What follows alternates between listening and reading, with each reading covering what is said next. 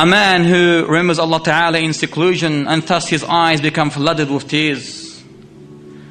Abu Isa at-Tirmizi collected the narration of Abdullah ibn Abbas radiyallahu ta'ala anhuma that Muhammad sallallahu alayhi wasallam said, there are two eyes that will never be touched by the fire. Two eyes that will never be touched by the fire. The eye that wept out of fear for Allah Ta'ala, and the eye that remained alert, vigilant throughout the night, standing guard for Allah Ta'ala. Abu Isa at-Tirmizi likewise compiled the narration of Abu Umama radiyallahu ta'ala anhu that Muhammad sallallahu alayhi wasallam said, there is nothing more beloved to Allah Ta'ala than two drops and two marks. Drop number one, the teardrop out of fear of Allah Ta'ala. And number two, the drop of blood spilt in the way of the Almighty Lord, which is on the battlefield. Allahu Akbar. Allahu Akbar. The drop of blood that spilt on the battlefield fighting for La ilaha illallah. That is one of the most beloved drops to Allah Ta'ala. May Allah make us drop and drop and drop on that way, inshaAllah Ta'ala. Muhammad ibn Ismail al-Bukhari and Muslim ibn Hijaj collected the narration of Abdullah ibn Mas'ud that Muhammad sallallahu alayhi wa sallam said to him, Ya Abdullah, recite to me the Quran. Abdullah said, recite to you, O Prophet of Allah, and the Quran was revealed to you? He said, yes, I'd like to hear it from someone else. So Abdullah began reciting a portion from Surah An-Nisa until we got to the state where it mentioned, فَكَيْفَ إِذَا جِئْنَا مِنْ كُلِّ أُمَّةٍ بِشَهِيدٍ وَجِئْنَا بِكَ عَلَى هَؤُلَاءِ شَهِيدًا. How would it be then when we've been a witness from every nation, and then we bring you, O Muhammad, as a witness against all these people? And then Muhammad sallallahu alayhi wa sallam said to Abdullah, Hasbuk, enough. And Abdullah said, when I looked into his eyes were shedding tears, were flooded with tears. For indeed Muhammad sallallahu alayhi wa sallam, when he recited the Quran, he sobbed, he cried, he wept. In a narration collected by Bukhari and Muslim on the authority of Anas ibn Malik, that he said, Muhammad sallallahu alayhi wa sallam addressed us with a speech, a sermon, like I have never heard before. In the course of his khutbah, he said, if you knew what I know, you would laugh little and cry a lot. And thereupon the companions that were present attending this khutbah, they put their hands on their faces and started crying. If you knew what I know, you would laugh little and cry a lot. This is the reason why he only laughed a little, sallallahu alayhi wa sallam. Not like today, ha ha ha ha ha, every second of our day. Someone says something, basically start laughing his head off. Where's the fear? Where's the emotion? Where's the passion of the hereafter? Where's the sobbing for the hereafter for the sake of the Almighty Lord? One of the companions, as mentioned by Abu Dawood and Tirmidhi, went to Muhammad's house and he saw him performing prayers. He could not even understand what he was saying due to his crying in prayer. He said his chest, his internal chest, a noise came out of it, a sound like the boiling of a kettle, due to the fear he had in his prayer. Al-Bukhari mentions the narration on the authority of Ibrahim ibn Abdul Rahman ibn Auf, who said food was brought to Abdul Rahman ibn Auf as he was observing fast. He said, Mus'ab ibn Umair was martyred and he is better than me. This is Abdul Rahman speaking. There was only one garment, he said, to shroud him with. It was so little, this garment, that if they covered his head, his legs will remain uncovered. And if they put it on his legs, his head will remain uncovered. And he said the bounties of Allah Ta'ala had been bestowed upon us in this earth most generously. I am afraid, he said, that the reward of our good deeds have been awarded to us in the life of this world. And then he started crying, this is Abdul Rahman, and pushed away the food and not even break his fast. Did not even break his fast. Why? Out of fear of Allah Ta'ala. And Abdul Rahman is one of the 10 companions who's been given what? The glad tidings of paradise. Yet he still believed and acknowledged that Mus'ab was superior to him on the consideration that he was martyred and due to his poverty. May the Almighty Lord make us cry, weep, sob for his sake. And many of us say, or many men say, you're a girl, this is girlish or wimpish to cry. You shouldn't cry, this is a girl thing. If you cry for a worldly issue, yes, it's girlish or wimpish.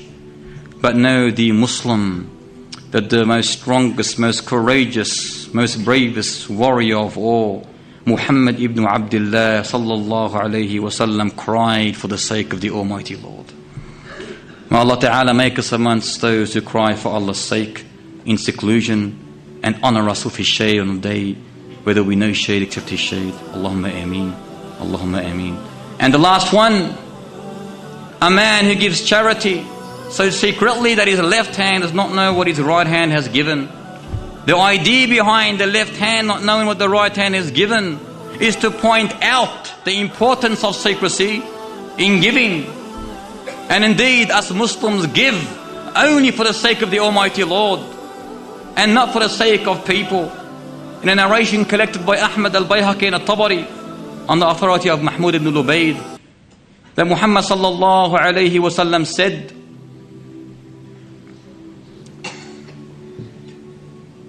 the thing I fear most for you is shirk, al-asghar, minor shirk. The thing I fear most for you is minor shirk. They asked, O Prophet of Allah, and what is minor shirk? He said, ar-riya, boastfulness, showing off. And indeed, on the day of resurrection, he said, when Allah Ta'ala is giving the rewards to the people, when people are receiving their rewards, He will say to those that showed off, that were boastful in their acts of worship, go to those people who you showed off to and receive from them the reward, not from me.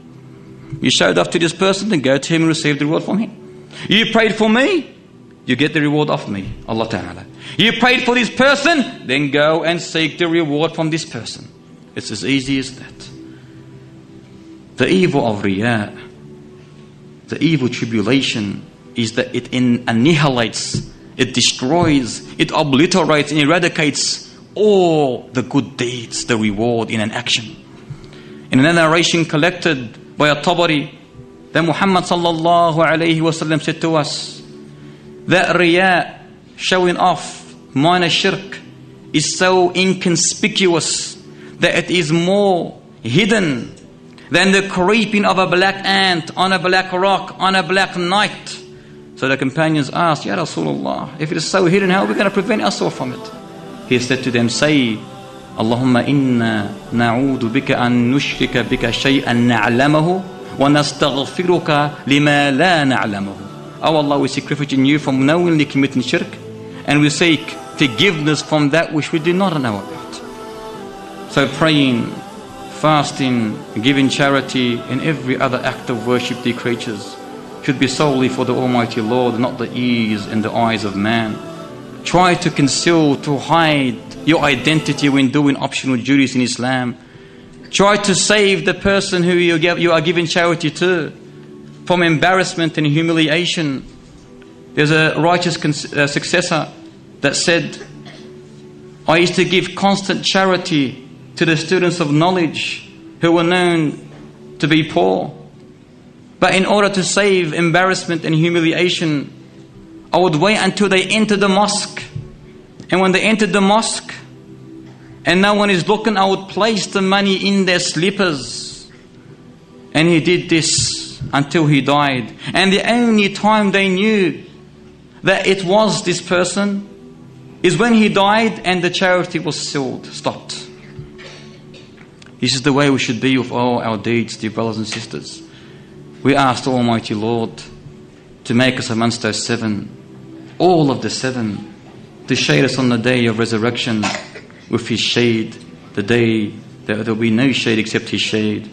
Allahumma ameen, Allahumma ameen, Allahumma ameen. Wa akhiru da'wana alhamdulillahi rabbil alameen.